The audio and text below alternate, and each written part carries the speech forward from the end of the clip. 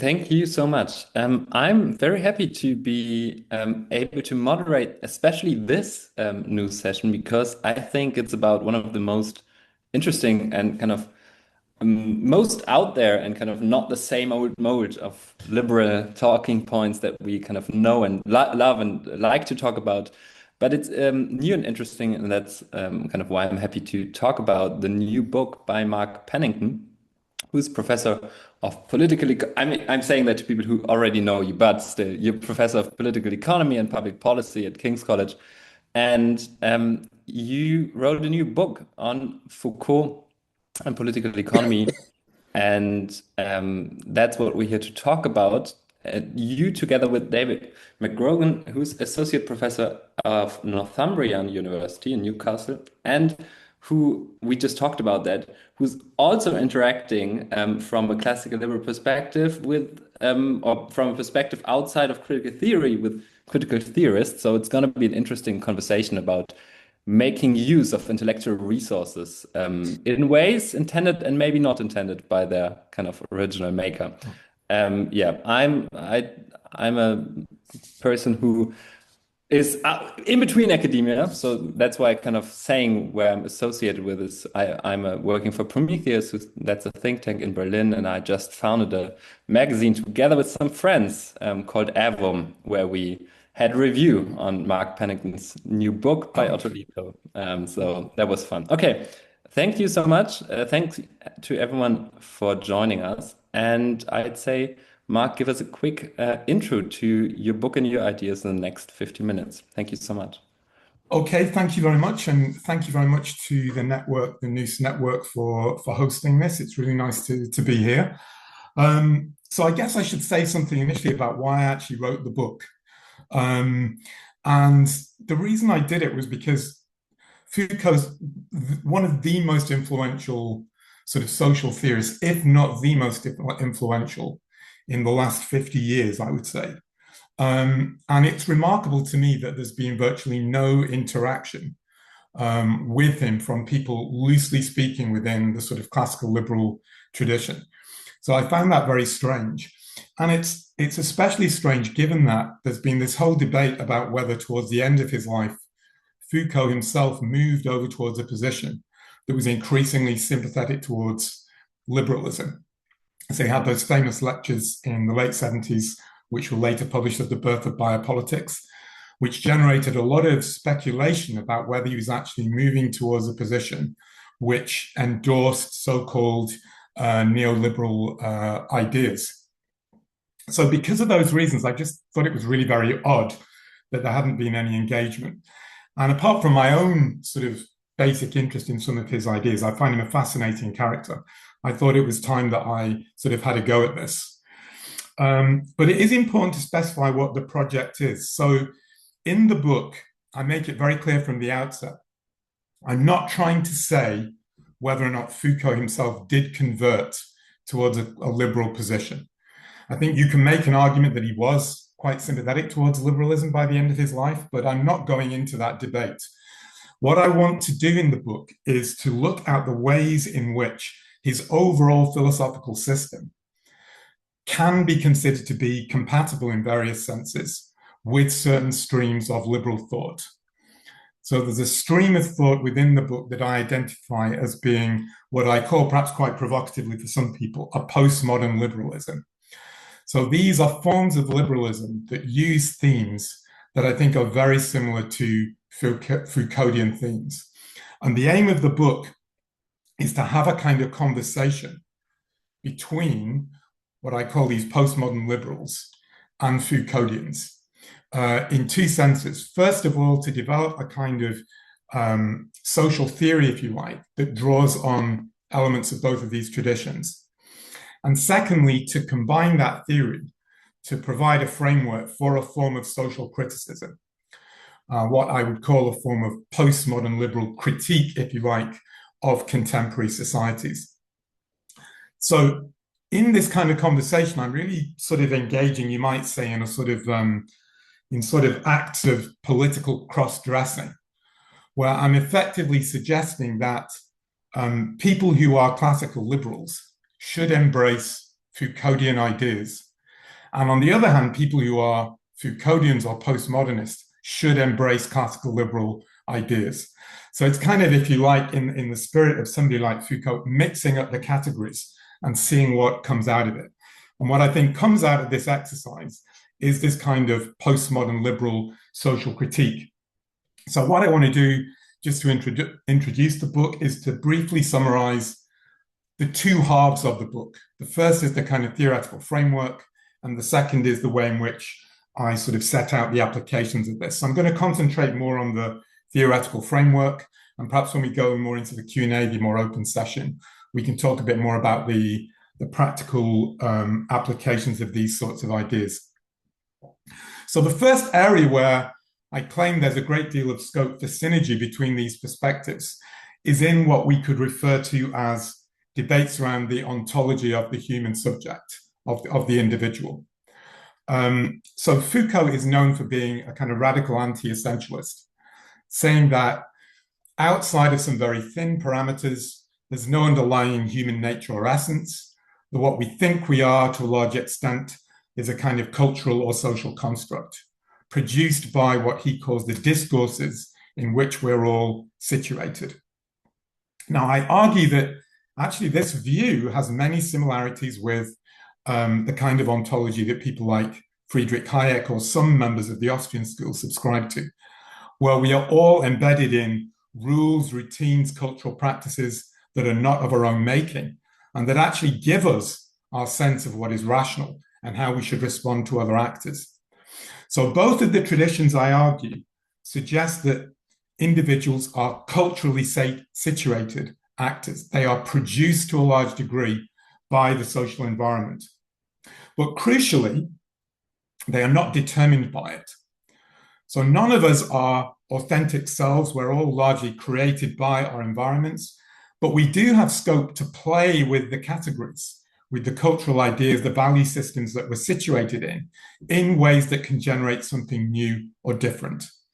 So though we are not autonomous agents, we do have agency. So there's a critical difference between having agency and being autonomous. Both of these traditions, I'm suggesting, subscribe to the view of individual agency, but not to individual autonomy. And what they're concerned about are the kinds of social processes that can actually close down the space for this creative agency to be exercised. And in particular, alignments that arise between the kinds of ideas that circulate in civil society or the economic system and the state. When you have alignments between these sorts of ideas and concepts between civil society and the state, then both of these traditions in different ways suggest that the scope for human agency can be closed down. That's what they are concerned with at a kind of normative level. What closes down the space for creative agency to be exercised? Now, the next two chapters of the book, after this introduction on social ontology, really look at two ways in which this closing down process can take place. So the first is with the proliferation of what Foucault would call discourses that privilege a form of expert rule. So these narratives, if you like, are governed by the idea that society is a knowable, a legible, and a manageable object. That both at the individual level and at the social level, people can, in a sense, be known through a form of scientific expertise. And this expertise is used to identify various sorts of anomalies. They could be anomalies of individual behavior, deviant sexualities, or psychological conditions, criminality, this sort of thing, that require some form of correction. Or they could be disequilibria at the societal level, in terms of population imbalances, economic imbalances, inequalities of various kinds, that can be subject to some form of corrective mechanism. Now, Foucault is very skeptical of the idea that these kind of techniques can actually work in the scientific sense, because he believes that in essence, what they are power plays. They're attempt by agents to claim power and authority over others by claiming a form of expertise. They're essentially, in Nietzschean terms, perspectival truth claims. But once those claims get established in a society, they can create, if you like, a form of policing mechanisms where the truth is policed in ways that can actually narrow the space for individuals to exercise their agency, because they become subject to multiple forms of attempted social control. Now, I argue in the book that there are many commonalities between this kind of Foucauldian social constructionist critique of what Foucault calls disciplinary power, targeted at individuals, and biopower, which is targeted at whole populations, and a kind of Hayekian critique of social scientism, which also rejects the idea that societies are knowable, legible, and manageable objects. So on the Hayekian view, when we're talking about social phenomena, we are talking about highly complex phenomena, which can never be grasped by any single mind or form of understanding, at least no more than in the very broadest of outlines. So the Hayekian critique develops a critique of, if you like, positivist predict and control type models of society, which I think has got many overlaps with the Foucauldian perspective. In many ways, I think the Hayekian perspective can actually strengthen the Foucauldian view because it provides a kind of scientific critique of the idea that society is a legible and noble object, rooted in the sciences of social complexity. On the other hand, I also think that the Foucauldian social constructionist perspective can strengthen this kind of liberal critique of social scientific positivism by looking at what Foucault would call the power effects of these discourses in societies. So by power effects, it's the idea that people's identity or sense of what they can do with their agency is actually shaped by these discursive narratives and the way that they align with the institutions of the modern state. So our sense of the areas in which we can exercise agency is often actually unduly constrained by these kinds of narratives. So what's needed is a kind of deconstruction of them to open up spaces where people can exercise their creative freedom to a greater extent. The third area where I look at commonalities between these traditions is thinking about the relationship between freedom and rights. So both of these perspectives, I suggest, subscribe to the view that rights are never neutral. So lots of people in the liberal tradition speak as though rights discourse is a neutral language. And I suggest actually that both the Foucauldian view and what I call the postmodern liberal view reject this idea. So Foucauldians, for example, would point out that ideas about negative rights, non-interference in, say, property and contract, where the individual is supposed to be free, ignore the fact that even though we may not be interfered with in that way, we're subject to all kinds of social pressures which position us in different ways and actually constrain our freedom. Now, typically, positive rights narratives, which are concerned about cultural or social injustices of various kinds, want to correct these kinds of inequalities in various ways. But the Foucauldian position actually implies that they too are a threat to freedom, if not a greater threat than what arises when you actually have a reliance on negative freedoms. Because if you believe in the notion that people can only be free when social outcomes accord with some kind of pattern, then that implies the need for a surveillance mechanism to make sure the desirable pattern actually arises. So once we have a focus on positive rights that identify freedom with particular sorts of outcomes, it's almost inevitable that you get the introduction of surveillance mechanisms that attempt to control what people can do with the kind of resources that they have. Now, this is very analogous to an idea in Robert Nozick, but also you see it in different forms in Hayek, that liberty upsets patterns. So if you have a belief in a patterned conception of what is required for freedom, it's almost inevitable that you are going to generate a whole plethora of surveillance mechanisms in civil society and connecting it to the state, that actually limit people's freedom in multiple different sorts of ways. So I argue that both of these perspectives actually would incline towards a preference for negative rights, not because they free us from all interference, but they do free us, if you like, from this kind of surveillance apparatus, which is supposed to be put in charge of giving us our freedom. So that's the kind of theoretical synthesis that I offer in the first part of the book. And in the second part of the book, I use it to offer a kind of deconstructive critique of four examples of what Foucauldians might refer to as biopolitical dispositives. So a dispositive is a kind of ruling narrative in a society or set of narratives that align or capture the state apparatus. And there are four that I look at in the second part of the book. One is on what I call the social justice dispositif. The second is called the public health dispositif. The third is called the sustainability dispositif. And the fourth is called the law and order dispositif. And I argue that in all of these areas, what you have or tend to see in many contemporary societies is a focus on pattern control.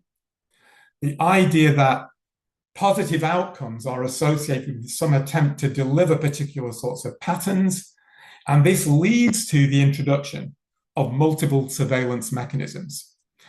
These attempts at pattern control never work, or very rarely do, for Hayekian reasons, but they have multiple Foucauldian power effects. The belief that society is subject to this kind of control and can be managed and manipulated to produce desirable outcomes leads to the generation of a whole manner of policing or surveillance mechanisms in civil society and the state in ways that close down the space for people to exercise their creative agency and freedom. So essentially, we need to deconstruct these narratives and to put forward what I call a postmodern liberal alternative, which celebrates messiness, which celebrates the absence of pattern, which is the essence, in effect, of freedom. That's the core idea. Perfect. Thank you so much, Mark. David, that is now your chance to respond. You also get some time to explain your ideas and your impression. Thanks very much. Nice to see you, everybody. Before starting, I just need to apologize because I have a cold. So if I'm coughing and spluttering during the process, sorry about that. I wanted to begin by trying very hard to make Mark blush, actually, because I do think that this is a very important book, actually. Without wishing to sort of speak out of turn, I'm sure that many listeners will sympathize with me when I say that it's quite rare to read an academic monograph that feels as though it has something genuinely important to say. A lot of what is published has the quality of having been written because it kind of ought to be published for career purposes rather than because it's making a really significant contribution. But this book is very different. This is a monograph that really does have something significant to say. And I think it's highly significant, in fact, in what it has to say. In particular about the matter of government and freedom in modernity. So what I would like to do in the time I have available is to sketch out what I mean by the problem of government and freedom in modernity, and why it is that putting Foucault and what Mark refers to as postmodern liberalism in dialogue helps us to confront that problem squarely. What I will then do in closing is actually to frame that problem with an illustration and sort of put that to Mark to see what he has to say about it. So let me begin first with why I think Foucault is so interesting. So Foucault is perhaps most famous for various concepts that have become almost ossified or kind of calcified in certain disciplines, among them archaeology, genealogy, discourse analysis, power knowledge, objectification, and so on. For me, its importance is really actually at the level of state theory. And so let me just briefly explain what I mean by the idea of Foucault as a state theorist. So in his lectures collected in the series before he delivered The Birth of Biopolitics, so the Security, Territory, Population lectures delivered in 1977, Foucault develops a concept which he refers to as the governmentalization of the state. So what he says, in essence, is this. The medieval mind ordered the world in reference to what he calls miracles, marvels, prodigies, and signs. And it was a world of closed historicity, just kind of awaiting rapture. So the ruler's duties in that context were just to enforce a system of laws that reflected the laws which God enforced in nature. But the modern mind orders the world in reference to itself. So to the modern mind, the world can be known and improved as something in its own right. And the ruler's duties, therefore, are not to reflect the position of God as the lawmaker, but rather to manipulate the relationship between what Foucault calls men and things in order to achieve those improvements. So the ruler's political reason derives not from an appeal to a divine or a cosmic order, but what, borrowing from Leo Strauss, we might call political hedonism. So the ruler justifies his position on the making of life better than it would be without him. Now, Foucault pinpoints the timing of this intellectual development in Machiavelli, and he makes clear that he situates Machiavelli at the end of pre-modernity rather than at the beginning of early modernity itself. Machiavelli, he says, is the break between pre-modernity and modernity itself. This is because Machiavelli conceived of rule as personal. So he was writing about the prince. He considered sovereignty to be a matter of the personal rights and obligations of the sovereign as a person. But Foucault then describes how, over the course of the next 2 centuries, the period, if you like, between Machiavelli and Hobbes, how the state began to, what Foucault calls, governmentalize. Now, at first, in Foucault's account, the ruler just tries to establish certain facts on the ground. He tries to know things so that he can have some kind of a handle on them. He tries to get to grips with Machiavelli's effectual truth, the beginning, if you like, of the appearance of a kind of conscious concept of power knowledge in the sphere of politics. The ruler tries to know what's going on so that he can then act upon it. And chiefly, of course, he wants to know what's going on within the population, conceived of as an entity in its own right, so that he can then manipulate it. Now, this gives birth to the exercise of government as such. And the ruler's job thereby transmogrifies. It's no longer about enforcing law, or mainly about enforcing law, but it's about governing, steering the population this way or that in order to achieve some end or other. The population becomes something that's measured, described, analysed, and shaped, often very indirectly, by acting upon things in such a way as to make sure that people will kind of reflectively self-govern in light of some identifiable norm. And an entire governmental apparatus develops in order to realise that goal, an impersonal sort of administrative bureaucracy which separates itself out, if you like, from the person of the ruler, and thereby takes on the aspect of Hobbes's artificial man, the kind of Leviathan emerges. So far, so good. But Foucault presents this story in a very intriguing way because he makes clear that the process is not one whereby the practices of government were developed within the state or within state formation. What he says is actually the opposite. The practices of government exist prior to the formation of the state, but were then kind of cannibalized from existing modes of governing in the context of the medieval pastorate. So there already existed techniques of governing, often in very minute ways, in the context of the relationship between the pastor and the flock. And these get kind of transposed into secular politics as it emerges. So the state was governmentalized for Foucault by the deployment of these kind of pre-existing modes of governing within the emerging administrative apparatus. And he then provides a kind of schematic overview of these different modes of governing, which he describes as the exercise of pastoral power, or a power of care, wherein the pastor takes onto his shoulders the burden of management of the circulation of merits and faults within the flock. So the pastor takes on for himself the responsibility of knowing each and every member of the flock individually, and cultivating within them the behaviors and attitudes that will kind of direct them to salvation. He tries to produce within them an understanding of the truth and then to get them to publicly declare that truth.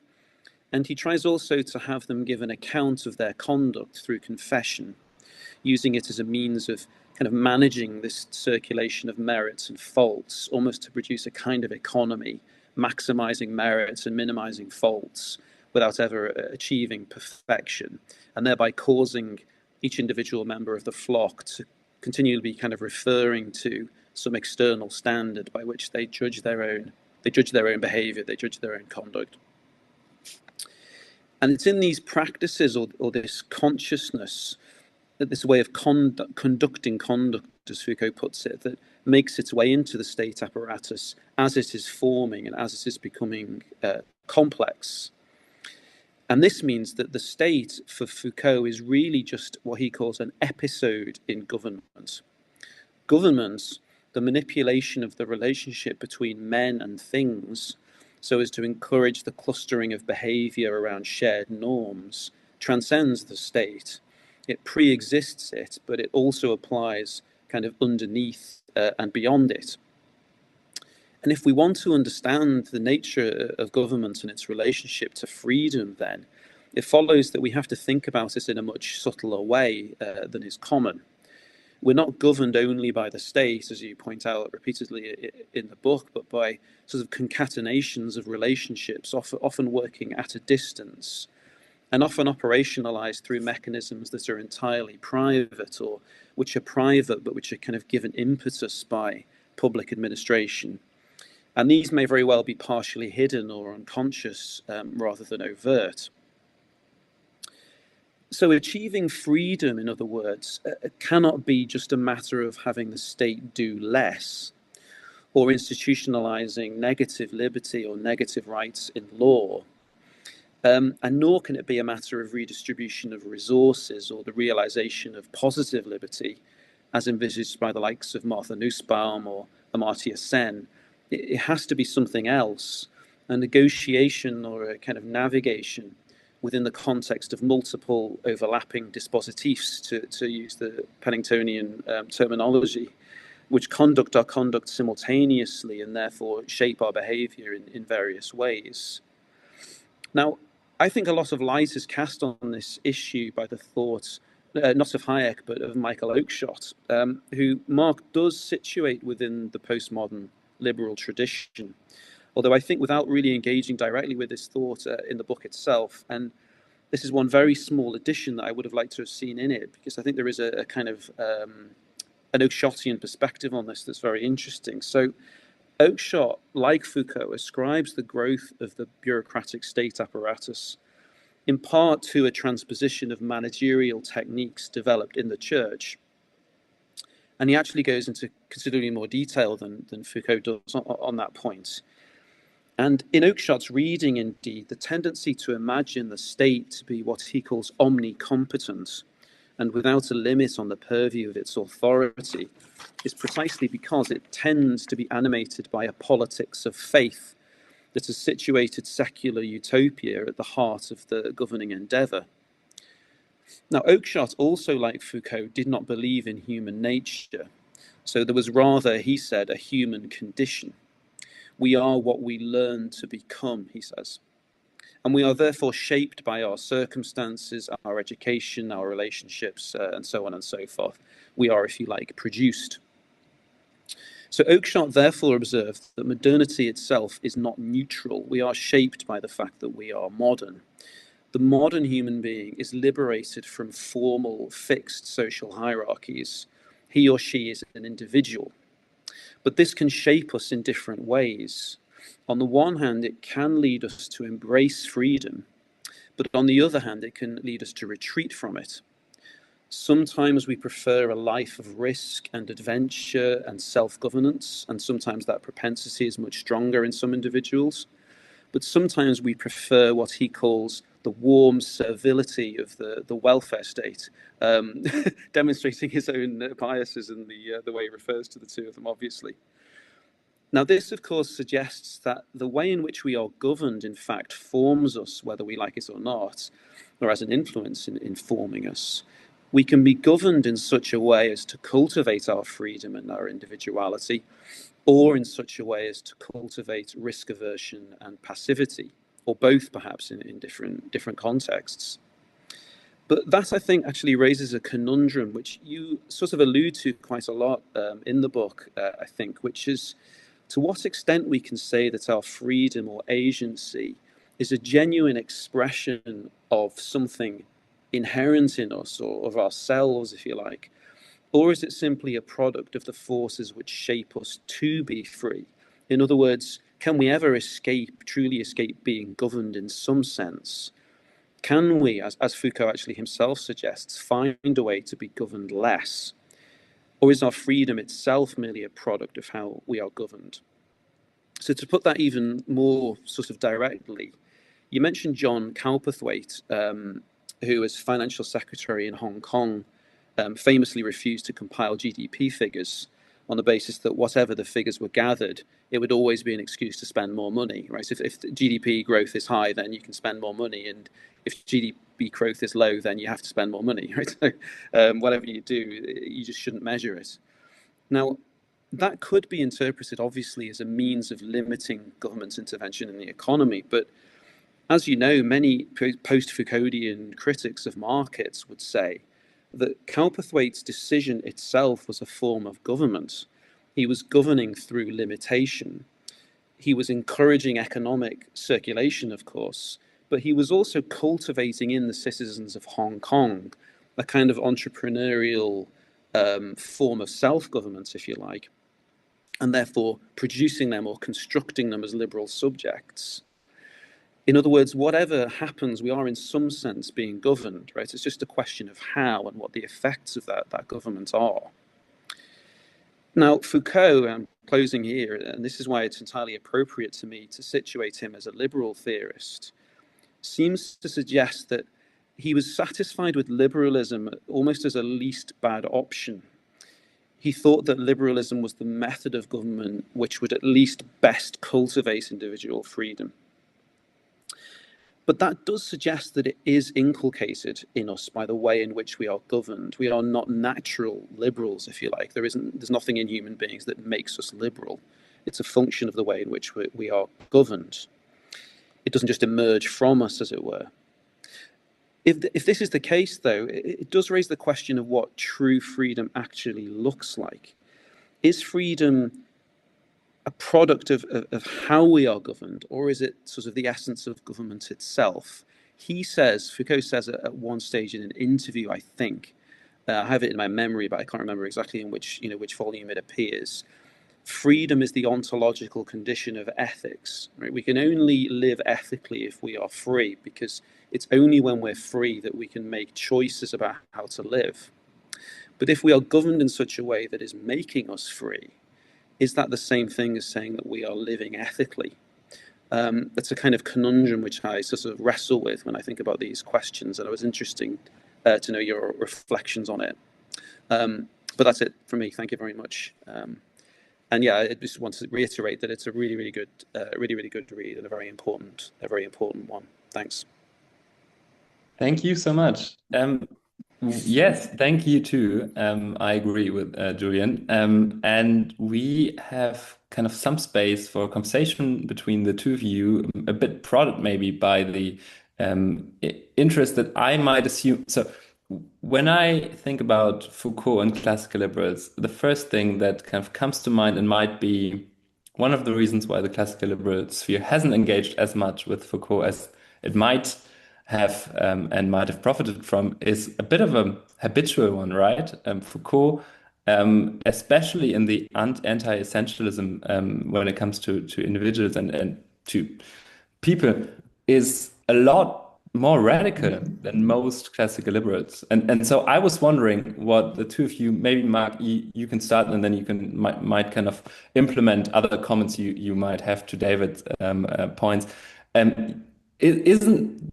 Isn't the kind of, if we adopt the anti-essentialism in kind of all the way down, don't we have to be a lot more radical when it comes to maybe gender, maybe other kind of progressive interests that classical liberals often choose not to have a kind of position on?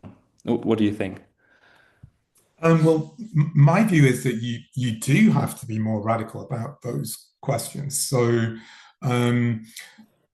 but there is a tension, and it relates actually to the point that David was making. So the way I read a kind of, if you like, a sort of libertarianized version of Foucault, it would be the idea that what you want in the cultural sphere, and this is actually a term I use at various points in the book, is a kind of cultural equivalent of Schumpeterian creative destruction, where the norms or practices that we're embedded in are constantly being shaken up. So I use this term, it's from Shackles, a kaleidic world where the pieces are constantly moving around. And freedom is actually happening, if you like, when people are exercising agency to produce those disruptions. And they're also moving in the cracks created by this kind of shaking of the kaleidoscope, creating new sorts of possibilities. Now, I personally find that view very attractive. And I think it does mean, busting up certain conceptions about gender and these sorts of issues. But at the same time, and this speaks to David's point, I don't want to live in a world where people feel they are forced to be these kind of cultural entrepreneurs, where you are told that you're not free unless you are, sort of, I don't know, for want of a better phrase, dyeing your hair blue or whatever it is that people might be doing. That there is actually a form of freedom that a conservative person could exercise. So just as you can be rebellious as someone who, experiments with sexuality or whatever it might be, you could also be rebellious by being a kind of conservative who wants to resist certain kinds of temptations, who wants to adopt, say, a religious discipline or code to give your life shape and meaning. I think the key thing for Foucault is that although we can never escape government, what we can do is think about this type of situations where we might have more space to give ourselves at least some of our own rules for being governed. And I think that's where you get this idea of the concern about these alignments between decentralized forms of power operating in civil society and the state. I see him thinking that what David referred to quite rightly as this governmentalization of power, where the state takes over things that were previously actually circulating in general society. Those are the situations where it becomes harder to see outside of it for people, to think of other practice outside of this kind of apparatus. I think there's also an interesting question that David raised about can this Foucauldian freedom be sort of built? Does it require somebody to sort of create a framework within which we can exercise this sort of freedom? It's interesting there, I think, in The Birth of Biopolitics, that he was very interested in the Ordo liberal tradition, which very much is of the view that freedom is not something that just arises. It actually has to be self-consciously built through various mechanisms. But when you read those lectures, he seems to me to be more sympathetic, and I'm just sort of putting my own spin on this here. He seems more sympathetic to what he calls the anarcho-liberalism that you see in the United States. So various liberal traditions in the US, which are much more about the rules of governance coming from the ground up, rather than being sort of shaped by some sovereign entity. But I don't think his perspective can give us an answer to this issue of, well, how do we escape from all of these processes? I think it's just like offering warnings about the kind of systems that can trap us and that we need to be aware of. And what I've tried to do is show how, from a liberal point of view, you can sort of generate that awareness of what are the potential threats to our freedom. Yeah, he was. Do you want to respond?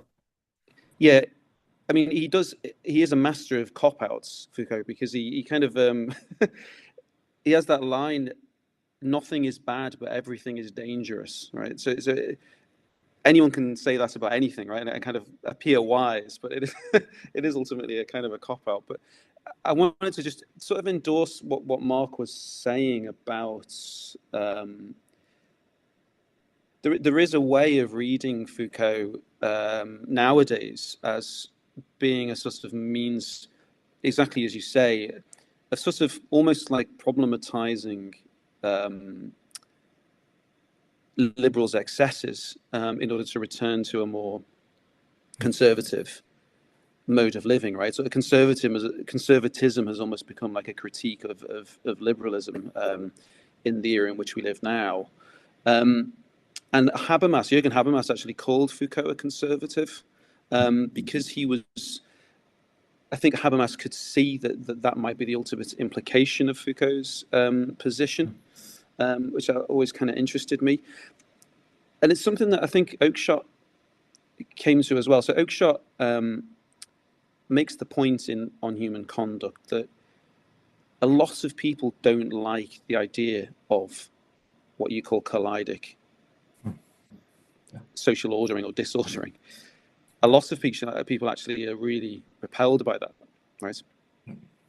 And actually want to return to a simpler way of living, which doesn't confront them with freedom at every turn. They would actually much rather have the kind of comfortable kind of life that doesn't require constantly being forced to live in an ethical way. They'd rather have the ethical decisions sort of made for them. And as he aged, I think Oakeshott came more to the view that might actually be the kind of preferable way of responding to freedom. In his notebooks, towards the end of his notebooks, he talks about how, I mean, he was using his very sort of like his own sort of slightly old-fashioned terminology, but the job of a man, he said, is to know your position in society and reconcile yourself to it. So you may have had those impulses towards freedom, but ultimately you will achieve satisfaction in reconciling yourself to the fact that you live in a society and that it has its mores and its norms, and that you will actually be more comfortable if you can find a way to comport yourselves to those norms. That might, of course, as people get older, they tend to think that more stereotypically, right? So yes, those are my responses to that. I don't know if any of that sort of strikes a chord with you, Mark. Absolutely. So I think what we should be looking for, or I think what comes out of this, is you want some kind of the ideal, if you can call it that, is some kind of scope for coexistence between people who want to lead, if you like, a more entrepreneurial life that embrace uncertainty, and those people who want security. And we see this in Europe at the moment, in other parts of the world. Lots of people do crave security. So I don't think it's appropriate to condemn those people. But equally, I wouldn't want those people to be trying to block other people from experimenting and being entrepreneurs.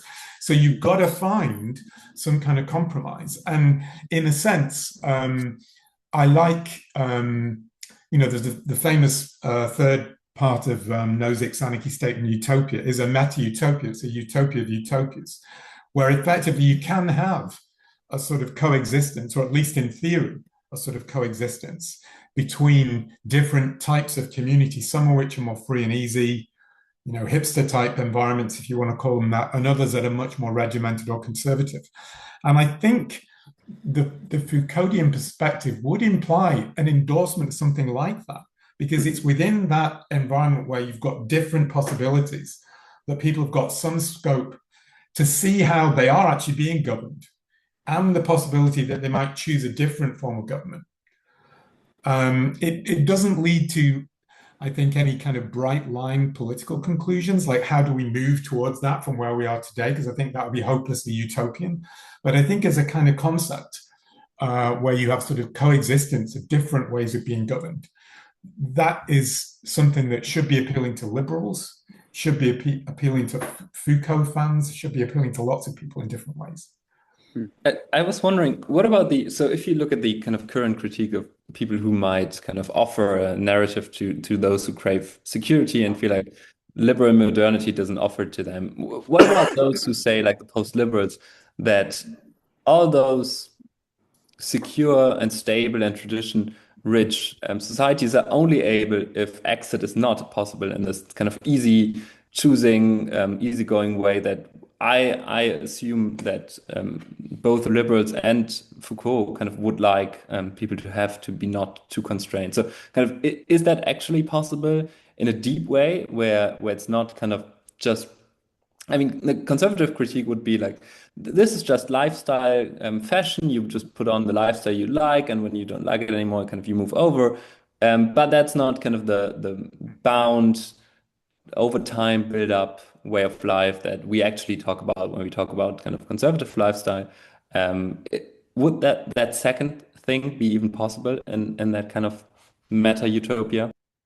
I think it is, because if you look at many of the conservative traditions, or the traditions that people actually want to conserve, they themselves are not static. I mean, within religion, there are debates about what does the religion actually imply? What is the right doctrine? So within a tradition, within a more conservative view, there are often profound disagreements.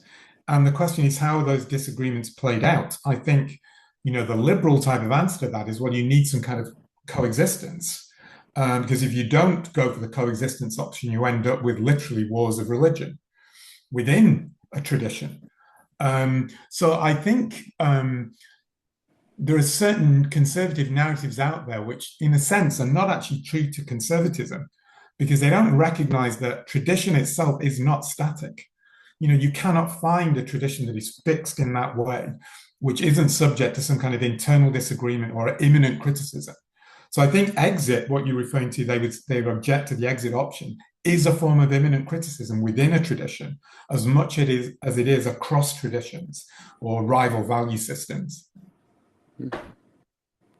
Thank you. I think before we open the kind of the question round to everyone, I'd be interested in both of yours, maybe prediction, maybe opening the treasure chest. Who else should we kind of discover next? Kind of who's the next person outside of our field of vision that we should be looking at to find new interesting ideas that might be helpful for liberals? David can go first on that one. Sorry, okay, put me on the spot. Who? I can volunteer one. I mean, I was thinking, one, yeah, I was thinking, and that's why I was thinking of you, David. When when you read early critical theory, and especially Adorno, then when you read his description of planned and kind of organized society, you feel like reading Hayek, because what he hates most is the centrally imposed plan, where someone kind of makes society conform to their vision. And of course, Adorno thinks that kind of that's what capitalism does, and that's what kind of the market eventually leads to. But in the critique of kind of cultural industry, of all those social phenomena that Adorno also kind of speaks about, that might be an interesting interlocutor. And I was thinking of you, David, because we were talking about kind of an interest you have in using critical theory tools to to understand issues that we care about. Yeah, I mean, thanks for that. I mean, I think the original critical theorists and their ideas are always kind of fascinating, because they were all quite culturally conservative people, right? Even though they had their kind of Marxian economic perspective, so they're always interesting to read for that reason. The person I was thinking of actually was a man who's kind of becoming a little bit fashionable recently, at least to my eye, which is Alexandra Kojev.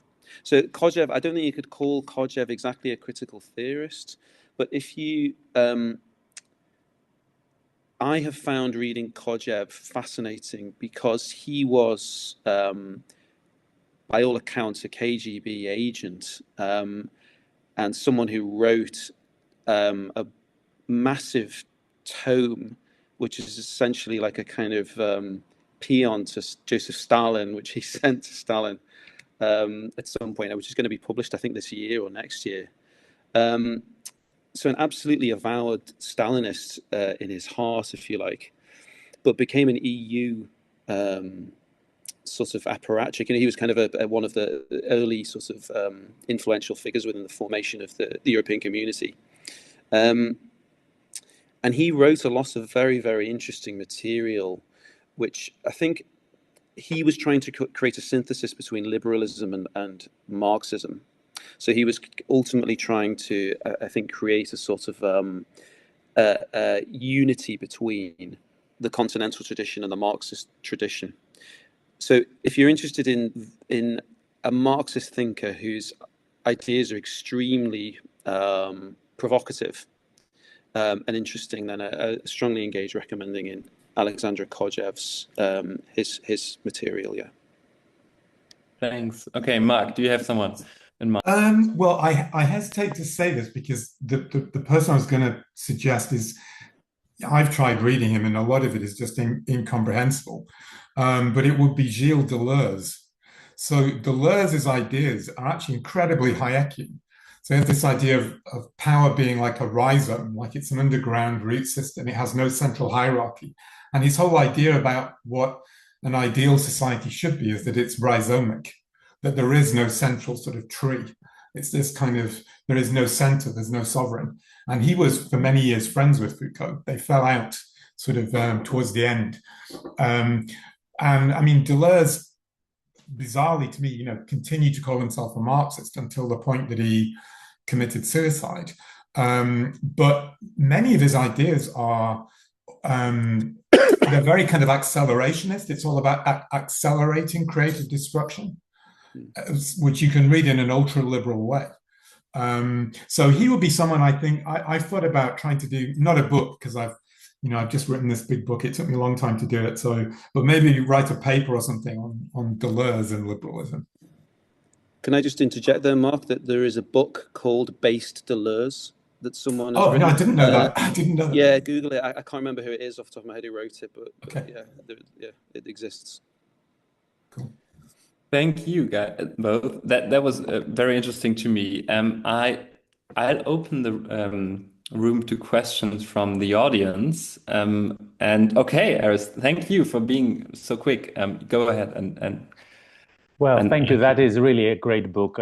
It's another opus magnus. But I would like to push you a little bit because in the first part, you're defending negative rights as a foundation that may incorporate power, but at least it can create spaces for resistance, experimentation, and if that can actually be overall beneficial from the perspective of freedom, of decentralization. And that is, I think, the link between Foucault and the post-liberalism that you're defending. My view is if you see the genealogy of negative freedom, before negative freedom is by itself the result of a great power imbalance and power strives by essentially what the Marxists would say the bourgeois class. So it's essentially the brutal confrontation between an old order and a new order in shifting capitalism structures that are beyond the discussion of institutions and norms. It is actually the real material conditions that allow the class to actually demand through revolution and through encroachments on other people's lives, essentially, and livelihoods, this form of negative rights that emerged to entrench, essentially, a very much exclusionary regime. Those negative rights in the American Constitution were not for the slaves, they were not for women, not for indigenous people. So they were power-laden from the very beginning. They were initiated as formal institutions. So this is the genealogy thing that tells you a lot about how the problem of power is not irresolvable through the language of institutions, but the Marxist account would point to structure. And they would also come and say that the very basis of natural rights has been the foundation for colonialism and for corporate entities that have grown so strong that essentially they're leading the world in different places into authoritarianism, neocolonialism, or electoral authoritarianism. So what I get from the structural Marxist story of freedom is that essentially what we are having here is a structural parenthesis in human history rather than a solid basis for a post-liberal project. I think what we have to understand is that this post-liberalism recognizes different forms of power, but should also recognizes the structural preconditions for contestation and creativity, whether they narrow or they expand, have to do with things that are beyond our control. Essentially, it's almost a historical trajectory linked with technology and power relations. And that, I think, would be the Marxist response or a structuralist response to Foucault, and by extension, to your own contribution. Yes, I think it would be the response, and I think it would be wrong, because I don't believe there are underlying historical laws that require particular sorts of outcome.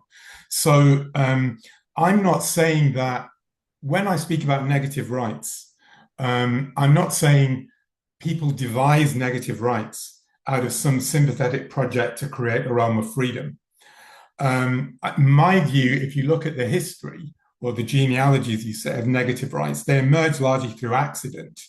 Yes, through power struggles between different sorts of groups, but there was no grand design either by a class or by anybody else. There was bargaining between different sorts of actors, often actors driven by different sorts of ideas, but there was no underlying material cause that led those conflicts to be played out in a particular way, in the way that a structural Marxist explanation would try to put forward. So I'm an anti-positivist.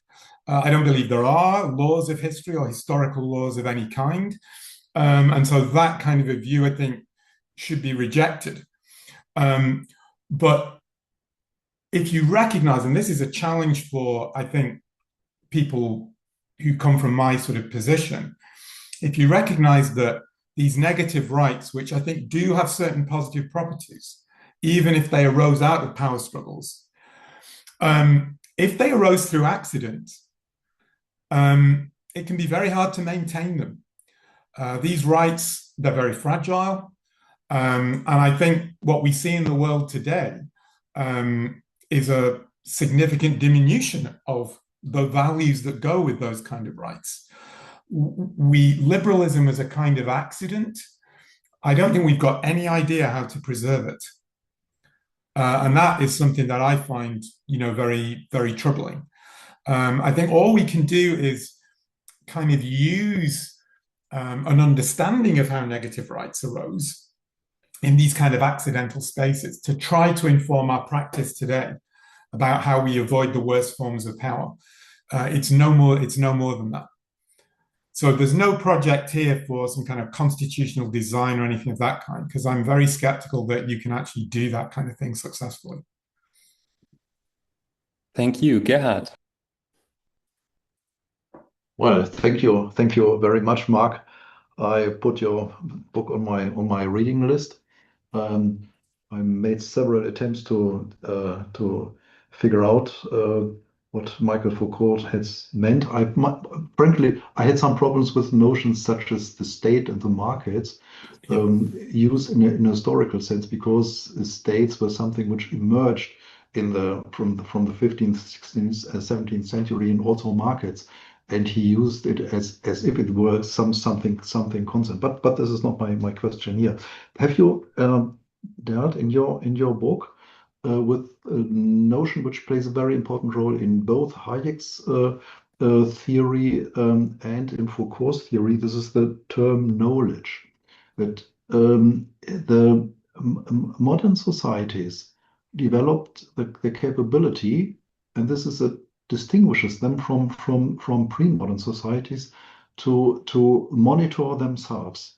So to monitor the economy, to monitor social relations, to monitor poverty, for instance, and to react on this. And this is not a neutral process, of course. This is a process which also is combined with power. One can say that the most powerful and effective means of changing society in the 19th century did not emerge from radical theories such as Marxism or social theories. It emerged from social statistics, from statistical bureaus who monitored, for instance, mortality rates or something like that. In communist states, we know that. I know this from East Germany. where I'm living now, but it's was what's also happened in many other post-communist states. They ceased to publish suicide rates because this was something which should not be published. And we know that in autocratic state, they do not publish inflation rates and so on. So this process of knowledge is also combined with exerting power. And this is also a process in free societies. I think isn't this a very intriguing issue to combine Foucault with Hayek here? What do you think about this? Absolutely, and that's actually the whole of the third chapter of the book is on that topic. Mm. I mean, Foucault has the idea of power knowledge that claims to knowledge or truth are always embedded in some kind of attempt to exert power over others. So this is a Nietzschean kind of notion of how knowledge interacts with power. And what I'm arguing in the third chapter is that you can provide, through Hayek, if you like, a form of scientific justification for Foucauldian claims. Now, why is that important? Well, it's important because Foucault's often accused of relativism and undercutting the basis of his own position. So if everything is power knowledge, if all truth claims are power knowledge, then presumably this is also true of Foucault's own theory, that he's just making a Nietzschean power play. So we need some attempt to provide a kind of, if you like, scientific critique of scientific narratives or narratives that claim to know society in a certain way. And that's what I'm saying, that what you could call complexity science or Hayekian notions about complex phenomena actually are about. So we never actually know whether at the individual level or at the societal level, what produces in a predictor control sense specific kinds of outcomes. We can understand general processes like evolution by natural selection, but this is not a kind of predictive knowledge which lends itself to forms of control. But it's the belief that you can exercise control that then leads to the empowerment of certain kinds of actors, whether it's psychiatrists, socioeconomic planners, central bankers, or whoever it may be. So that whole connection between forms of socioeconomic regulation and the power plays that go with it, the claims to truth that go with it, are absolutely central to a lot of what I'm doing in the book.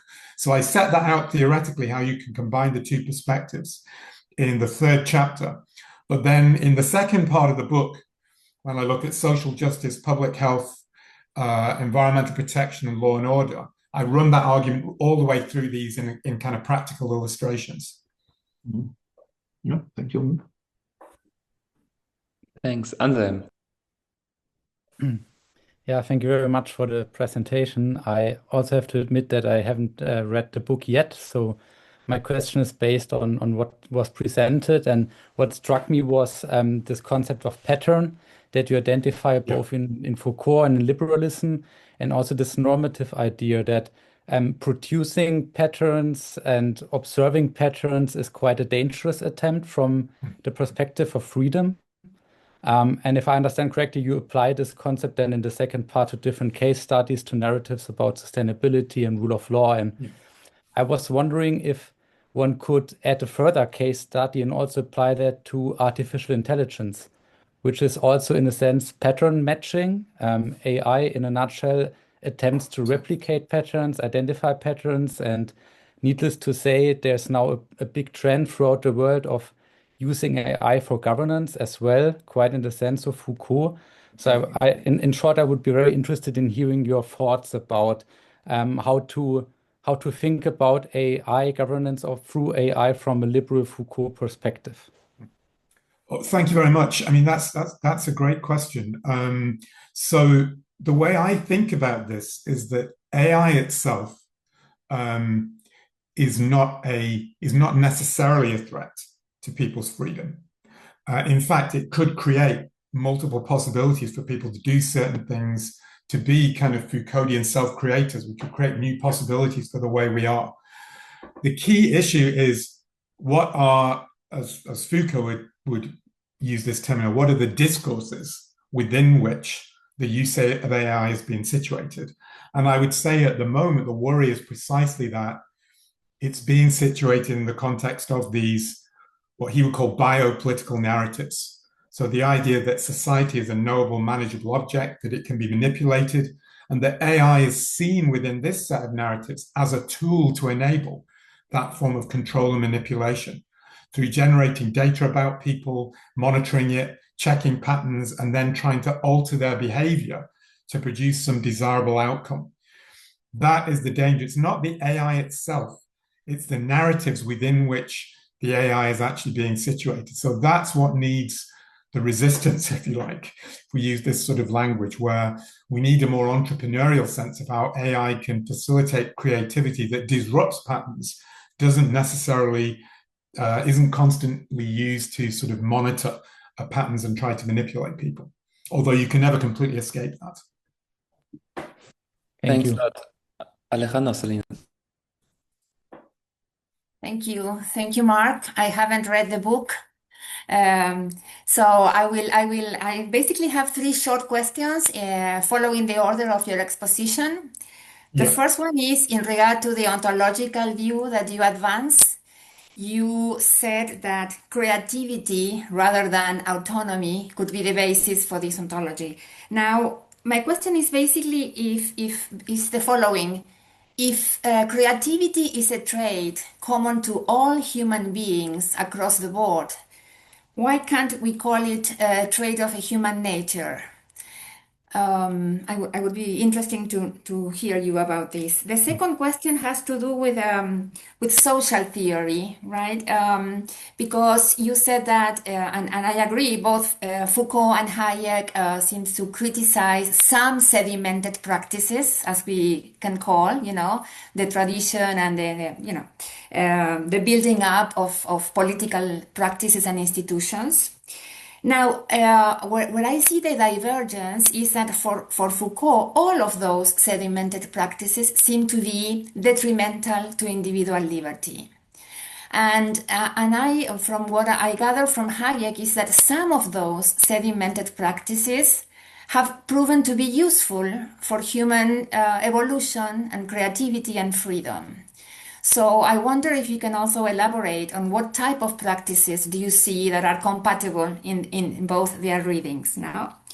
And last, I guess the implications for political institutions. I see Foucault as an anarchist, whereas Hayek comes across to me as a democratic elitist. So I wonder if you can elaborate on that too. Thank you. Okay, great. Thank you so much. Wonderful question. So on the first one, I don't think when people like Foucault or Nietzsche or Hayek say, we say they're anti-essentialists, they reject notions of human nature.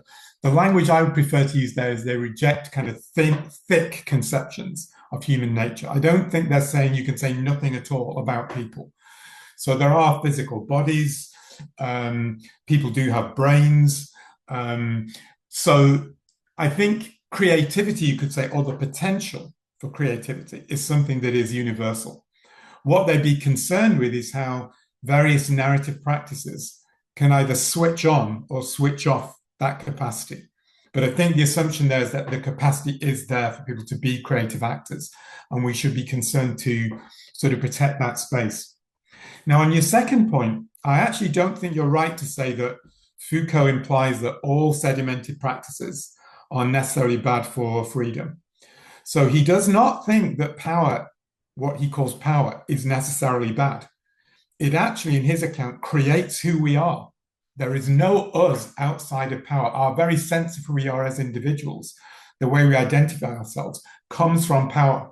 Now, this is where he doesn't, and David's already made reference to this in his earlier remarks, arguably he cops out, to use the colloquial English, which is that he says that it's not that there are certain things that are bad as such, but that everything is dangerous. So there could be practices that in certain areas are potentially quite liberating. Okay, for example, to go back to the previous question, like AI, but they could also morph in ways that mean they could become dangerous, or they could become quite constraining. Now, I think David's right. That often is a kind of cop-out response. It's kind of too easy to say that, but I don't think it's correct to say that he thinks that all sedimented practices are necessarily bad for us. He doesn't think all disciplines are bad. So if you're an athlete, you're a disciplined agent. You follow routines and practices. They enable you to be athletic. So it's whether you get trapped into a particular set of narratives. That's what he's concerned about. Now, the final question about Hayek being a democratic elitist, I think you're probably right. So in the book, although I used Hayekian ideas, I'm not endorsing all of what Hayek says. So the reading I'm putting forward here, what I call a postmodern liberal reading, is a kind of radicalized Hayek. It is a more anarchic Hayek that I'm personally more sympathetic to. So I'm not trying to say, everything. I'm not trying to square everything Hayek said with everything that Foucault said. I'm trying to create my own view of what a kind of Hayekian Foucault perspective should look like in what I think is a consistent way. So I'm not defending everything that Hayek said by any stretch. Thank you, Mark. David, you raised a hand, but you're also just invited to comment or to answer the question from your perspective. Yeah, I was just gonna reinforce. So please, Foucault again. I'm forgetting where exactly he uses this example, but a teacher in a classroom is exerting discipline, but you can't. That has to be the case, right? Like parents, it's not that there's anything illegitimate about it necessarily, right? And by the same token, actually, just as nothing's bad but everything's dangerous also implies that even freedom is dangerous, right? This is why you can sort of flip Foucault on his head, if you like, and say, well, yeah, nothing's bad that everything's dangerous. That includes like sexual libertinism, right? Maybe it's not bad, but it's certainly dangerous. So this is why I think I wouldn't call Foucault a philosopher. It's more of almost like a joker. Like, kind of let's shake things up and just kind of see what happens. Let's get some tools out and just kind of shake things up. But there isn't really an outcome. I think that's what's frustrating about him and his weakness, is that it's all very well to be a joker, but what's the actual where's the beef, to use an American expression, right? What are we really to make of all this in the end? That's what I meant really when I said that he was a master of cop-outs. There isn't really a contribution that you can identify that he's making beyond that level of a kind of a critic. He is just a critic, albeit obviously a very gifted and charismatic one, but that's all he was really, I think. Thank you, David. Thanks, Mark. Mr. Peterson. Yes, thank you. Thanks for talking. One historical remark and question in the similarities of critical theory, liberalism, and Foucault. It reminded me on Friedrich Pollock, whom dedicates Horkheimer and Adorno their dialectic of enlightenment, and I see some parallels in the analysis of economic structure of the early 30s between Pollock and Eucken. And my question is then, did Foucault know Pollock, or was that too economic? I'm not sure about that. I'd have to go back to the Birth of Biopolitics lectures are the ones where he engages with the ordo-liberal tradition in quite a lot of detail. And he is quite sympathetic to the ordo-liberals because of the emphasis on self-government, decentralization, the idea that the state itself needs to be controlled. So this is where he's interesting. He's a critic of the left in the sense of attacking ideas he attacks the idea that the state is just a tool of kind of class interests, as opposed to being captured by various sort of discourses or narratives.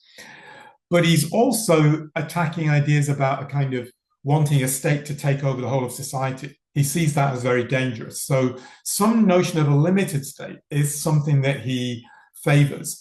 And the Ordo liberals, of course, provide sort of rules about what kind of constitutional arrangements might sort of instantiate that. I think he's ultimately, though, a bit skeptical of that, because it does seem to provide a sort of justification for kind of expert freedom managers.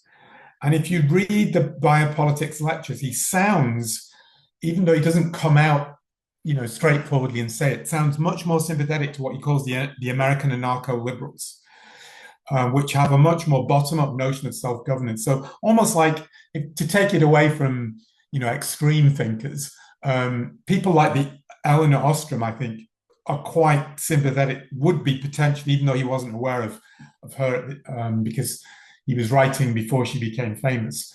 A lot of her ideas about polycentricity, this sort of thing, sort of bottom-up emergence of practices, are the kind of things that I think his perspective might be more aligned with.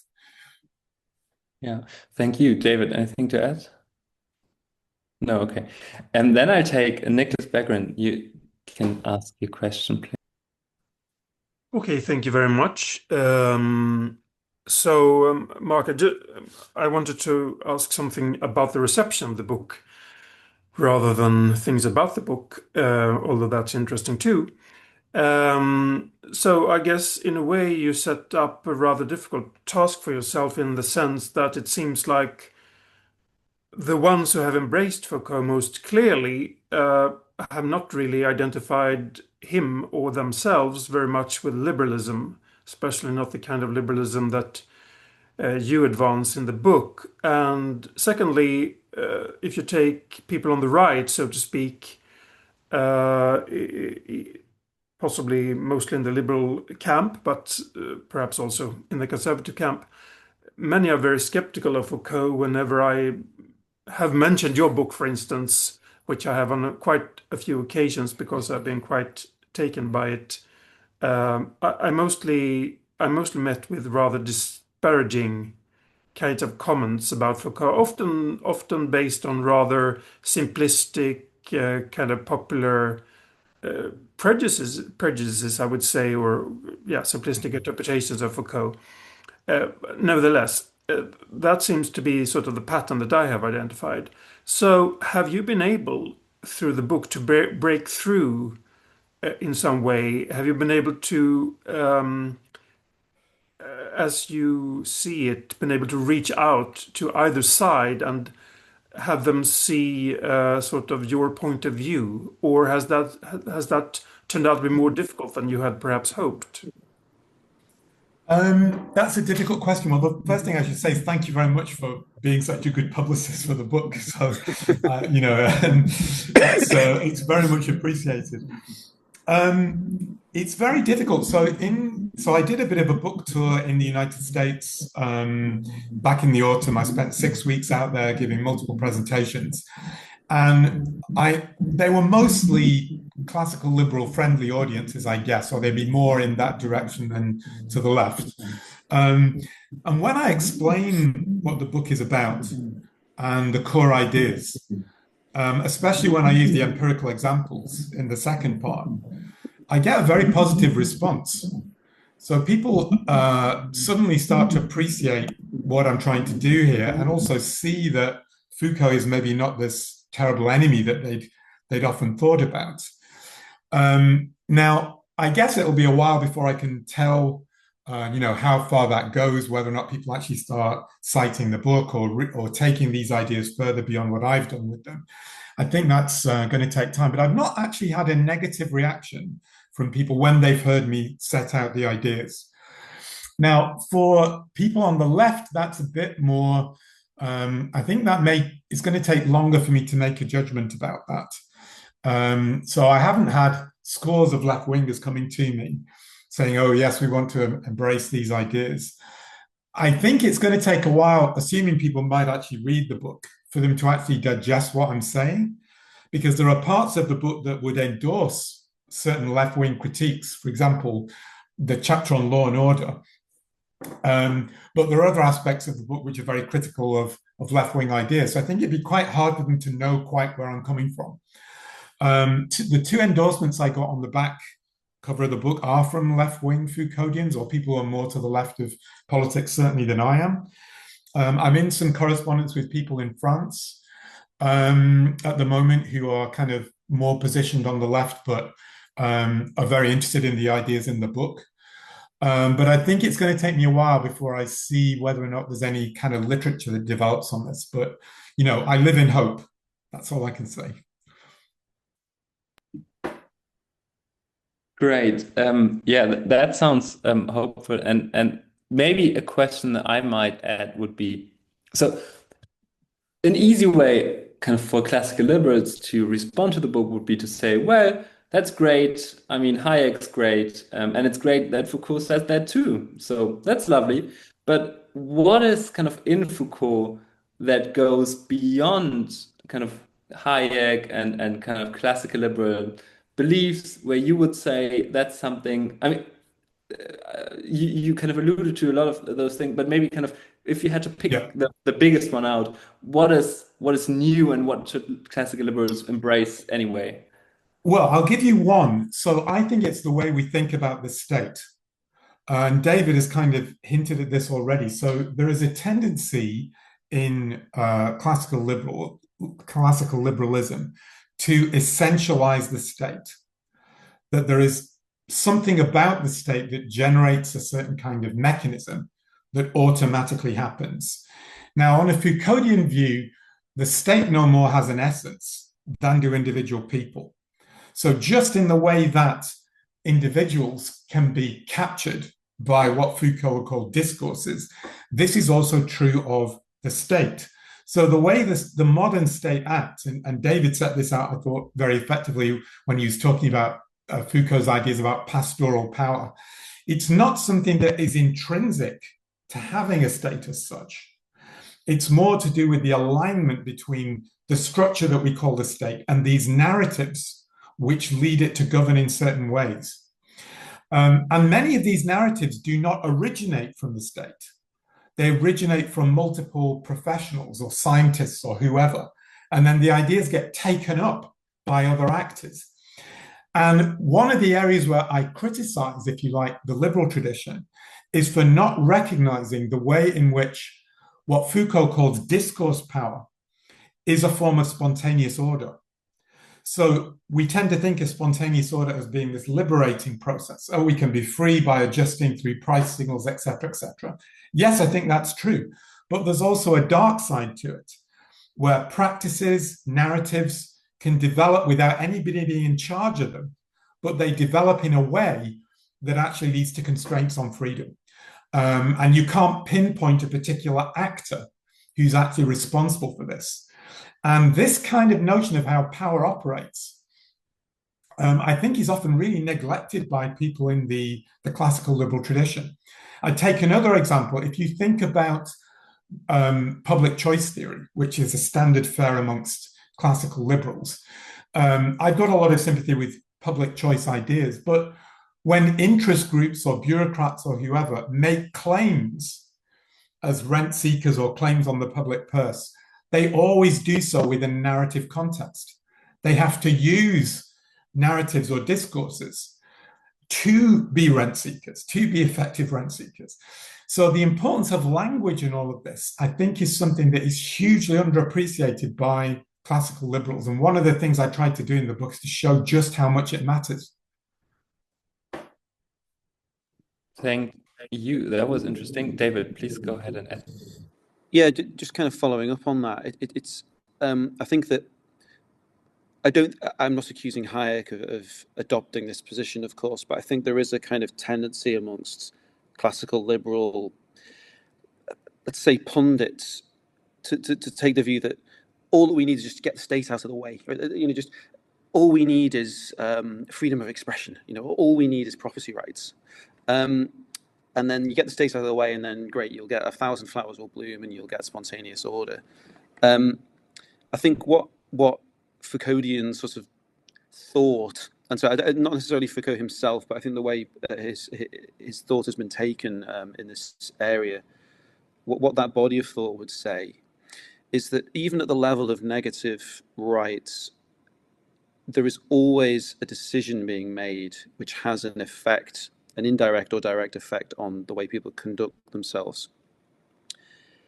There is no such thing, to take the example of freedom of expression, there is no view that's tenable that says you can have absolute freedom of expression, because rights conflict with one another. Somebody's freedom of expression will conflict with somebody else's freedom of expression, or indeed, let's call it the public interest to some degree or other, right? Even in the United States, it's not the case that there is absolute freedom of expression, right? You can't classically yell fire in a crowded theatre, right? There are always limits. Once you accept that, then you're in the world of trade-offs and you're in the world of decisions about which rights are enforced at whose expense, right? When you have a conflict between two rights, you have to make a decision about which one wins. That's a political decision, obviously, rather than a legal one, because it's a question of which priority do you want to prioritize, if that's the right way of putting it.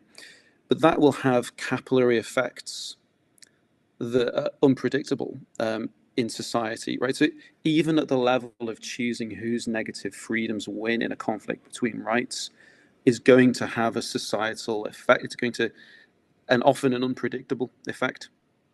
So that's where I see that type of analysis supplementing the kind of classical liberal view, or the naive classical liberal view, if you want to put it that way, that all you need to do is limit what the state can do, because that just isn't how it works.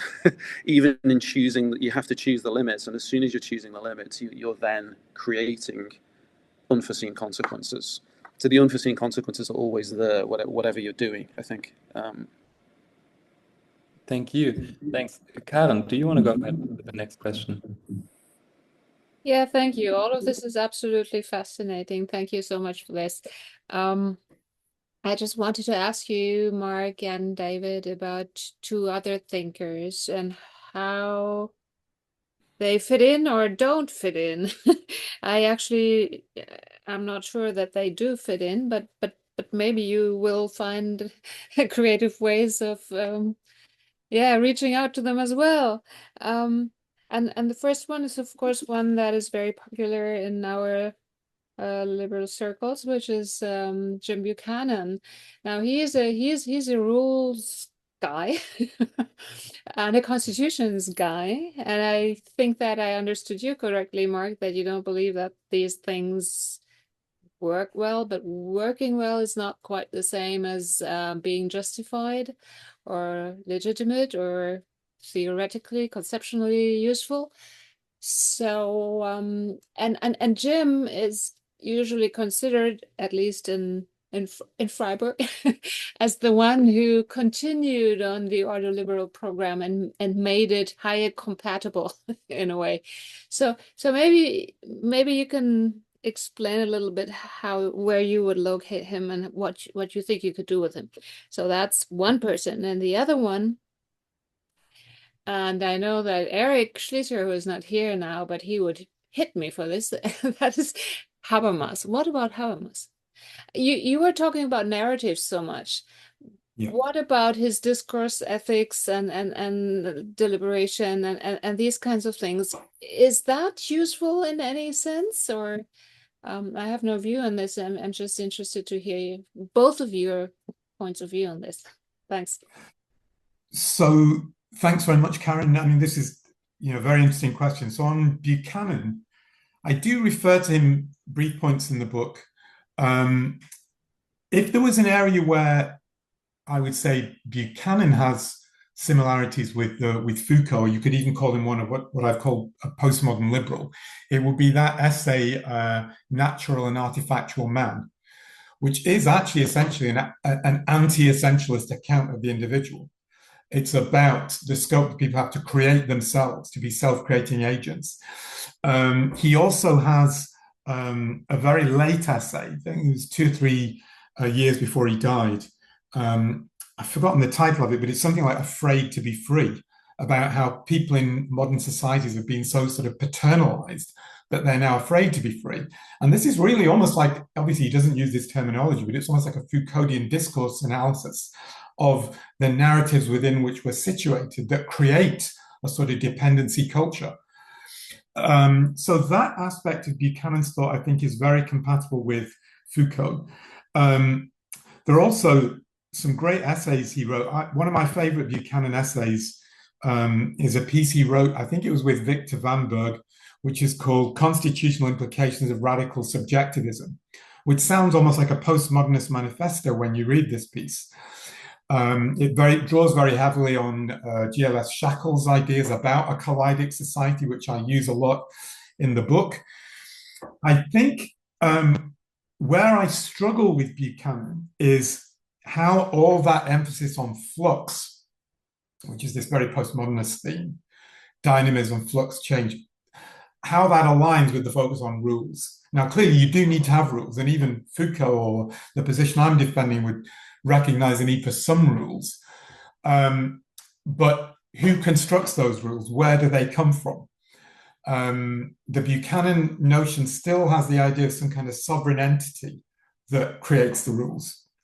And I think that the idea of that kind of sovereign power is what the position I'm advocating for, and what a Foucauldian position might hint at would be more skeptical of, because you're centering power in kind of notions of constitutional expertise, which there'd be reason to be skeptical of. When we come to Habermas, I think Foucault, I mean, there's supposed to have been a famous debate between Foucault and Habermas, which actually never actually took place in a formal sense. But the key question is about Habermas's notion of truth. So Habermas believes that if you're in some ideal speech situation, where there are no distorting power plays operating, you can get to some notion of truth or consensus. On Foucault's view, this is just an impossibility, because there is never a situation where you are outside of power. So power is always going to be there. So the idea that just because you have these deliberative forums, however you set them up, you somehow escape from it is questionable. And in fact, if you require people to justify their views in a deliberative forum, this is one of the arguments I make in the book, you're actually subjecting them in a sense to a form of surveillance, where they're being monitored. They're not actually free to act or to experiment. They first require permission from other actors in some kind of forum. So it kind of gums up what I call the cultural creative destruction, because no one can do anything without first having tried to justify themselves to some collective entity. So I think Habermas's discourse ethics are very much in tension with the Foucauldian view. Yeah, just to add to that, that's the reason why Habermas called Foucault a conservative, because Foucault is effectively saying you can't reason outside of power, right? And Habermas said, well, that means you can't then rationally critique anything. So that is a fundamentally conservative position. So I think they were just totally at odds with each other. There was a third thinker who I was curious about whether Mark. I'm not a fan of Ayn Rand, but is there a Randian? Is there where does Ayn Rand figure in this? Is objectivism lurking somewhere here in the kaleidic understanding of something? I don't think it is, but Rand is quite interesting. So as I understand it, like in the early part of her sort of career, she was quite fascinated by Nietzsche, sort of Nietzschean ideas of, you even mentioned the person who is the creator, this sort of thing. And then she turned against it because of this perspectivalism, or the sort of radically subjectivist aspect. So I think, the key figure here is a kind of, and I guess, although I don't talk about Nietzsche a huge amount in the book, given that I'm suggesting that liberals should endorse Foucault, I am suggesting that they can endorse a certain understanding of Nietzsche, the creative aspect. So the Dionysian, the person who's breaking rules, challenging things to create new possibilities rather than just following structured routine. This is the kind of idea of freedom of self-creation that is very liberal friendly. It's about, this is what entrepreneurs do. The great entrepreneurs are people who don't go with convention. They destroy it.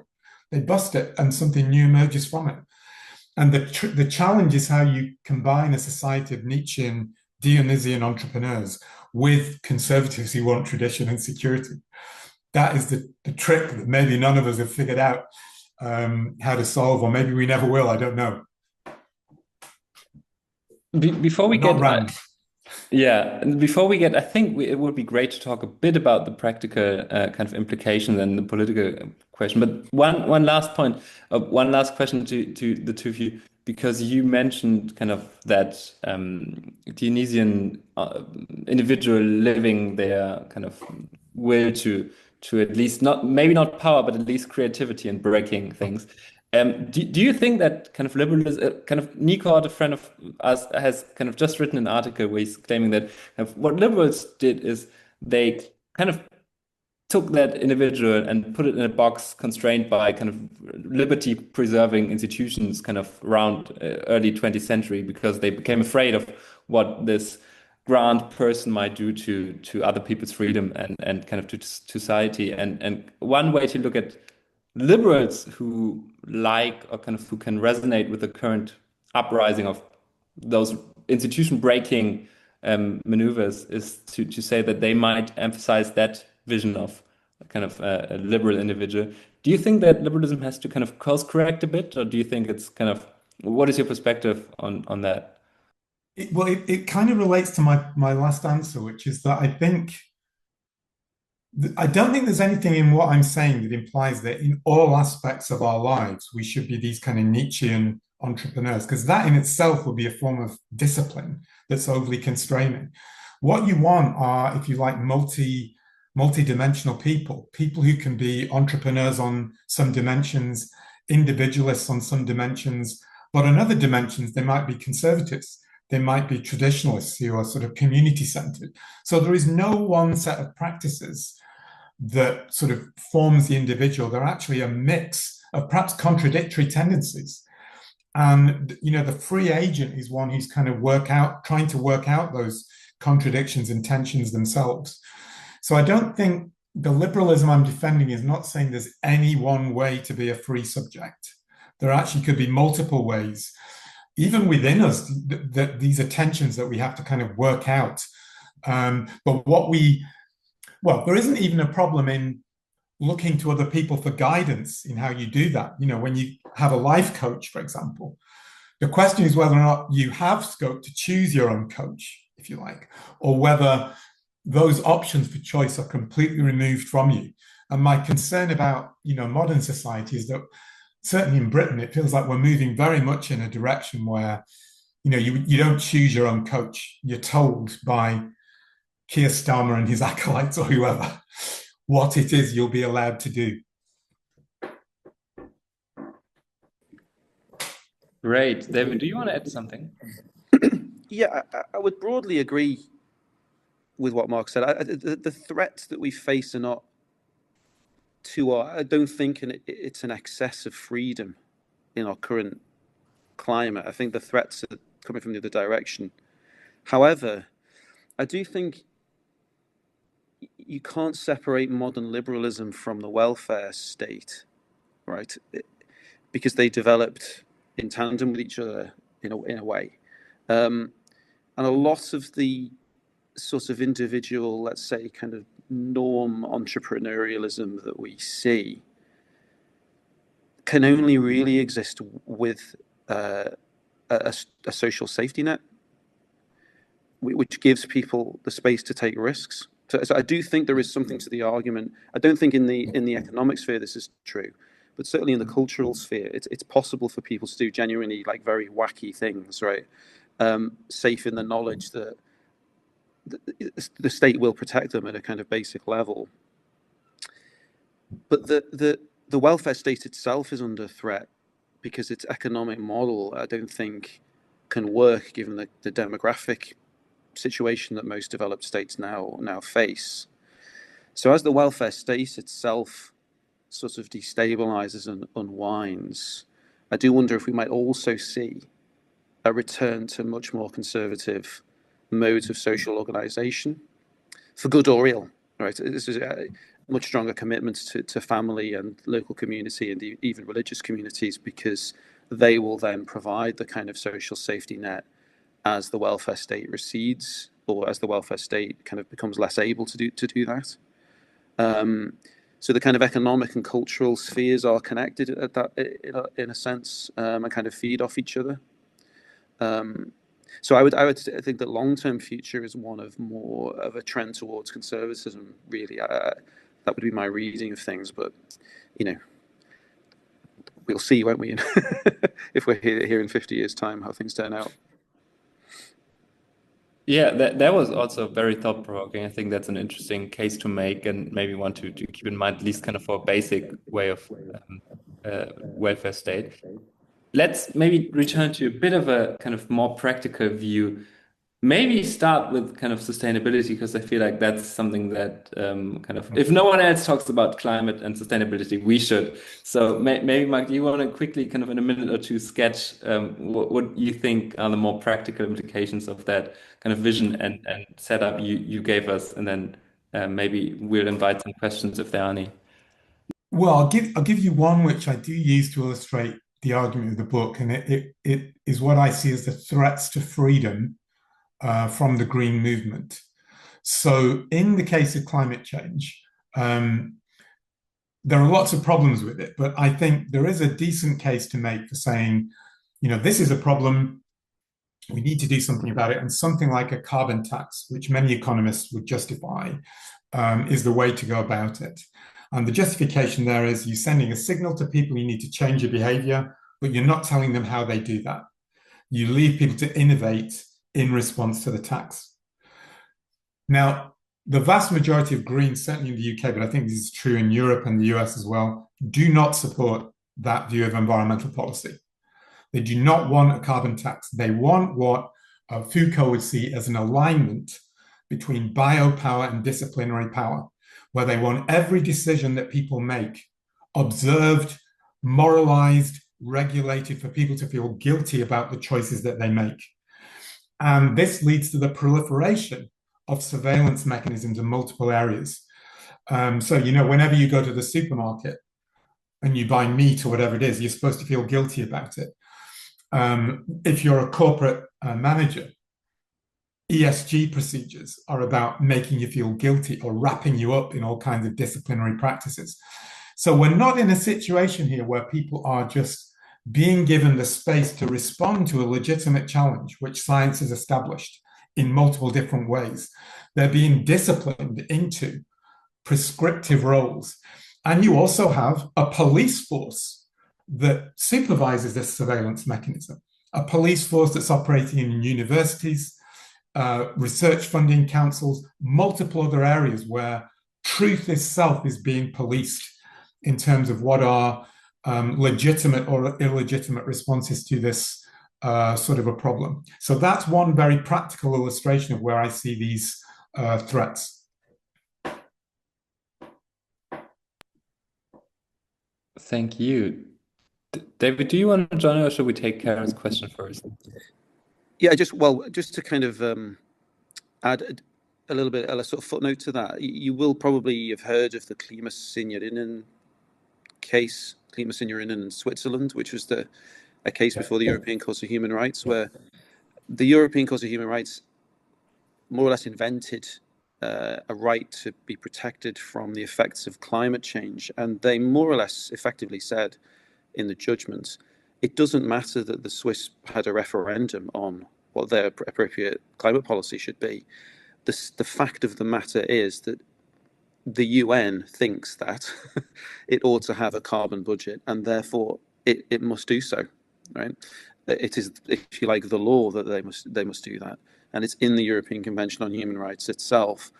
And the court was willing to ignore, 60 years of established precedent in order to do that in all kinds of different areas. So it's that sort of naked, I guess you would call it, enforcement of science is extremely dangerous, I think, because not only is it sort of problematic for all the reasons that I suppose are obvious, it also undermines, I think, the environmental movement itself, because it associates it with this kind of authoritarian, almost bullying sort of behavior where you're ignoring referendums and you're ignoring national democratic debate in order to simply enforce a consensus. So in the long term, it can't be productive to behave in that way, because I think people kind of naturally rebel against it, they kick back against it. And that's actually where I think, at a kind of a very like gut level, Mark, you talk about kind of challenging all of this. People naturally reject being told what to do, don't they? There's this, people sort of naturally kind of fight against it, and it kind of generates its own opposition. So I think that that's happening more and more, as the green agenda, if you can call it that, becomes more authoritarian, people will increasingly fight back against it. So I just don't think it's a productive way of trying to achieve whatever outcomes you want to achieve. Thank you, Karen.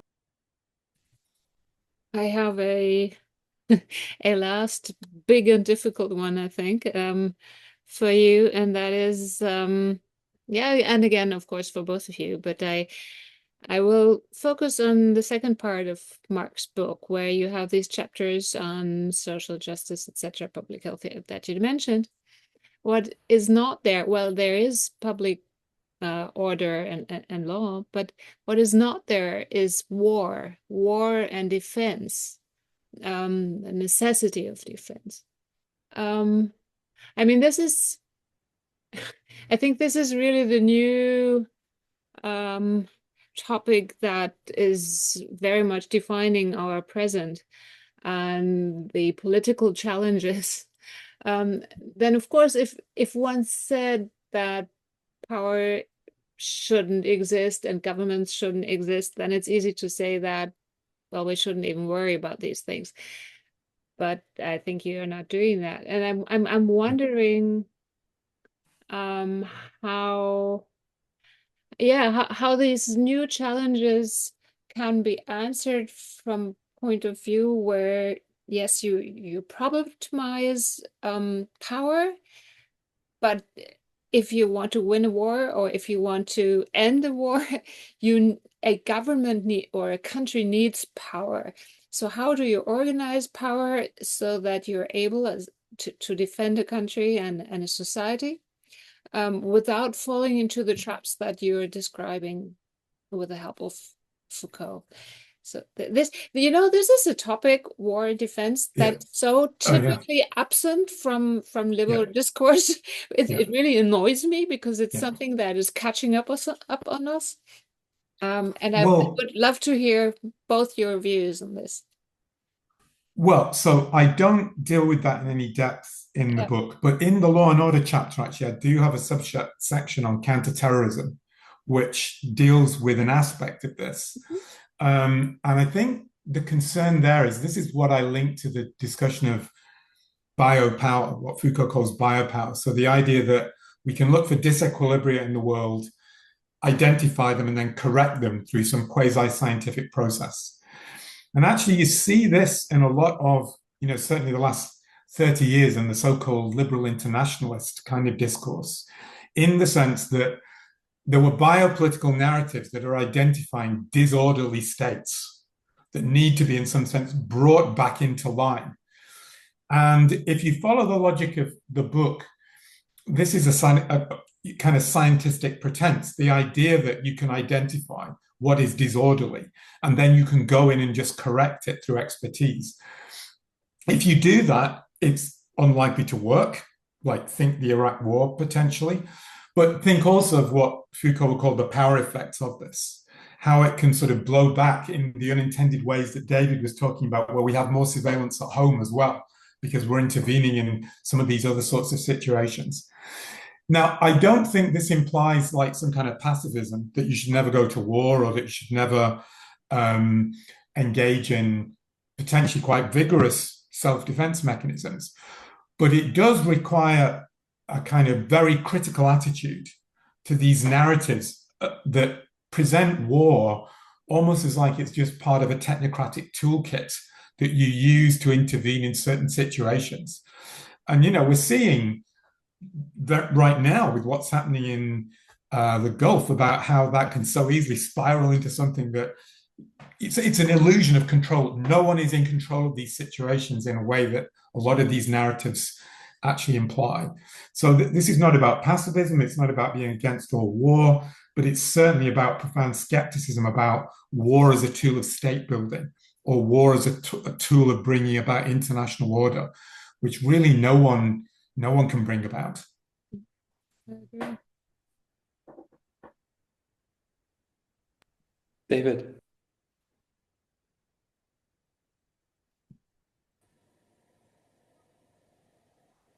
It's a genuine sort of conundrum, though, isn't it? Because if you look at if you sort of look at the history of the last 150 years, wars have always, they've created a sort of a spike in the size of the state, and it's never gone back to where it used to be, right? So there's this kind of the First World War and the Second World War. Once you grant the state the power to mobilize society for a particular end, then it almost becomes addictive, doesn't it? It has this sort of stickiness to it that was the course of our history has been completely changed. Of course, it has in so many ways by the wars, but just economically, just at the level of state control of the economy. Yep. That's true. Yeah. Yeah, Gerhard, do you want to Yeah, pose a last question? just a remark, but this is a natural process.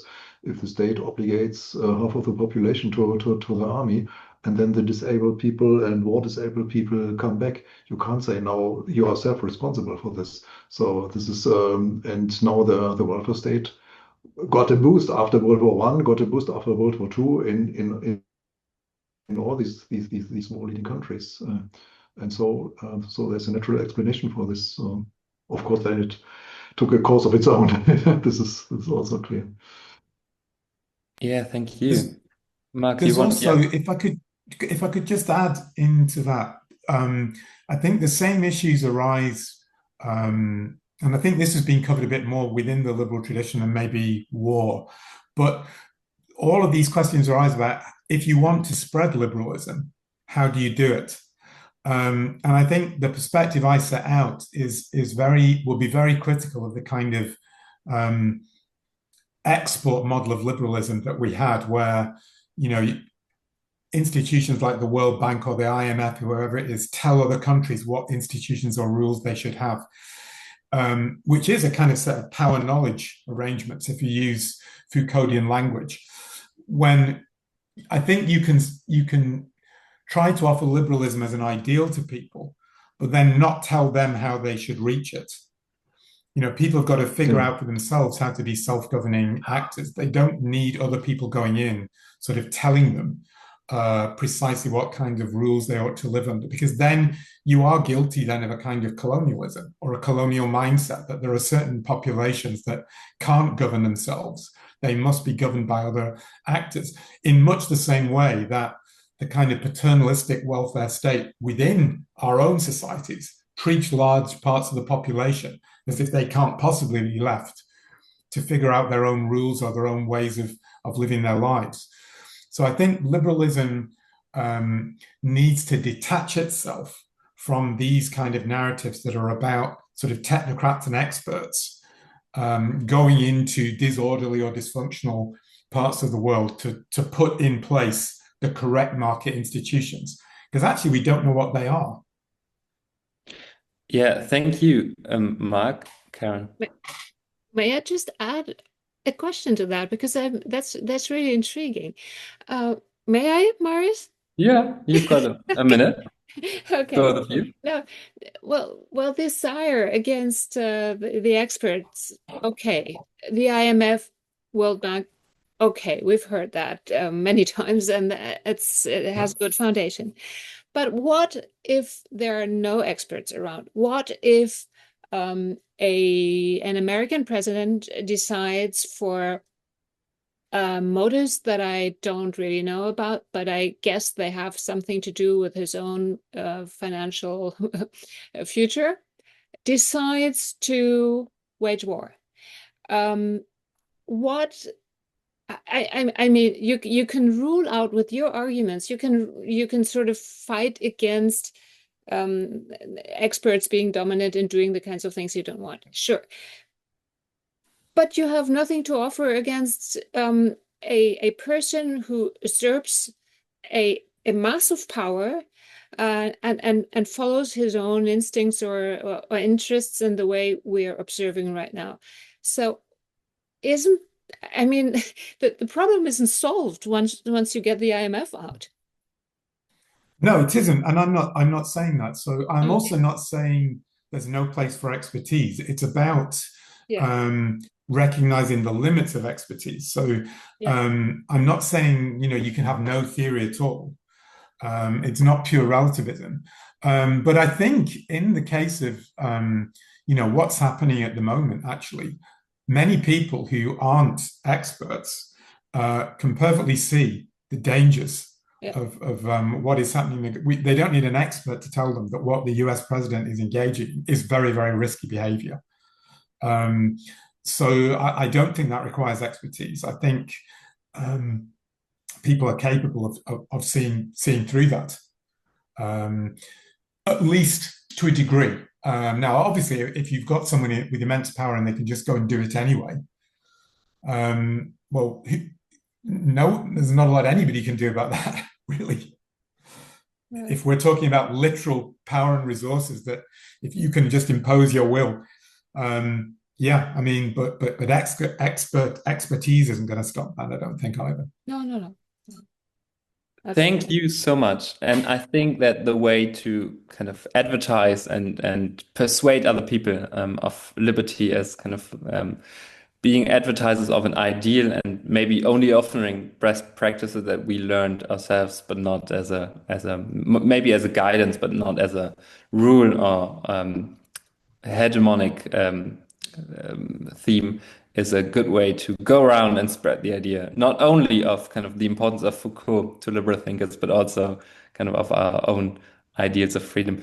Thank you, everyone, so much for joining. That was a very interesting and lovely debate. Thank you, David, for joining Mark and kind of bringing all those expertise and interesting knowledge from about states and Foucault.